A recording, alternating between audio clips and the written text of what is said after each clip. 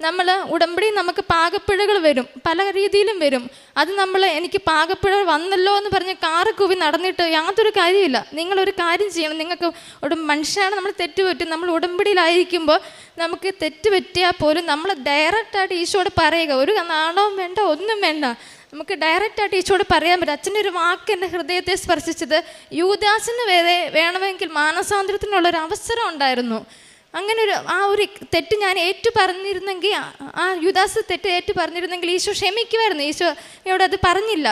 ആ കുറ്റബോധം വന്നങ്ങ് സൂയിസൈഡ് ചെയ്യുകയാണല്ലോ ചെയ്ത്. അപ്പം ആ വാക്കിൻ്റെ ഹൃദയത്തിൽ തട്ടി. അപ്പം അത്രത്തോളം അച്ഛൻ്റെ ആ വാക്ക് എന്നെ സ്പർശിച്ചു. അപ്പം ഞാൻ യുദാസൊന്നും അല്ലല്ലോ, എന്തായാലും ഞാനത് ഏറ്റു പറഞ്ഞാൽ മതിയല്ലോ. ഞാനത് അതുപോലെ തന്നെ ഈശോയെ, ഞാനിങ്ങനെ നാട്ടുകാർ വിചാരിക്കുന്നവർ തന്നെയാണ് സാക്ഷ്യപ്പെടുത്താതിരുന്നത്. എന്നോട് ക്ഷമിക്കണം, എന്നെ അമ്മ മാതാവിൻ്റെ പ്രത്യക്ഷീകരണത്തെ സാക്ഷിയാക്കണമെന്ന് തന്നെ ഞാൻ തുടരെ പ്രാർത്ഥിച്ചു.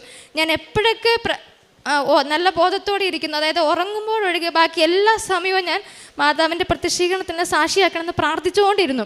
അങ്ങനെ ഞാൻ 3ാമത്തെ ഉടമ്പടി തൈലം പുരട്ടിക്കൊണ്ട് തന്നെ ഇരുന്നേ, ചെറുതായിട്ട് വാടി വരുന്നുണ്ടായിരുന്നു. 3ാമത്തെ ഉടമ്പടി പുതുക്കലിന് ഞങ്ങൾ ഏകദേശം ഒരു 3:15 വെളുപ്പിന് 3:15 ഞങ്ങളിവിടെ വന്നു. അപ്പോൾ ഗേറ്റ് തുറന്നില്ലായിരുന്നു. ഞങ്ങൾ അവിടെയുള്ള മാതാവിൻ്റെ ഗ്രോട്ടോയിൽ പ്രാർത്ഥിച്ചു കഴിഞ്ഞാൽ ഗേറ്റിന് മുന്നേ വന്ന് നിന്നു. ഒരു 5 മിനിറ്റ് കഴിഞ്ഞപ്പോഴത്തേക്കും മുല്ലപ്പൂവിൻ്റെ ഭയങ്കരമായിട്ട് സുഗന്ധം. അപ്പം എനിക്കും വന്നു, പപ്പായും പറഞ്ഞു, മമ്മിയും പറഞ്ഞു. ഞങ്ങൾക്ക് 3 പേർക്ക് അത് വന്നു. അതെന്ന് പറഞ്ഞാൽ ഞങ്ങളിവിടെ വന്നെന്നറിഞ്ഞു മാതാവ് ഇവിടുന്ന് വന്നതാണെന്ന് എന്നോട് പറഞ്ഞു. അപ്പോൾ എന്നെ അത്രത്തോളം കരുതുന്നൊരു മാതാവാണ്.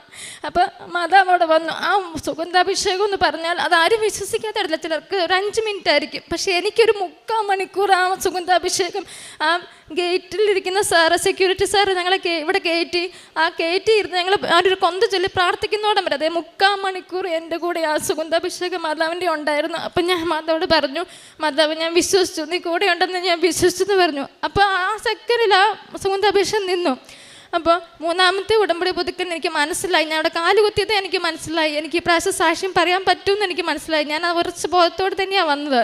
ഞാൻ ഇവിടുന്ന് പോയി പ്രാർത്ഥനയെ മുഴുകി തൈലും തേച്ചുകൊണ്ട് തന്നെ ഇരുന്നു. നല്ലതുപോലെ അത് കുറഞ്ഞു വന്നു. അപ്പം സമയം ഇതിപ്പോൾ ഡിസംബർ ആദ്യത്തോളം എത്തി. അപ്പം ഞാനോർത്ത്, മാതാവേ, എനിക്കിനി സാക്ഷ്യം പറയാൻ പറ്റിയാൽ നല്ലപോലെ കുറഞ്ഞെങ്കിലല്ലേ കാണിക്കാൻ പറ്റുള്ളൂ, എല്ലാവരും കാണിച്ചു വേണം എനിക്ക് സാക്ഷ്യം പറയാമെന്ന് പറഞ്ഞു.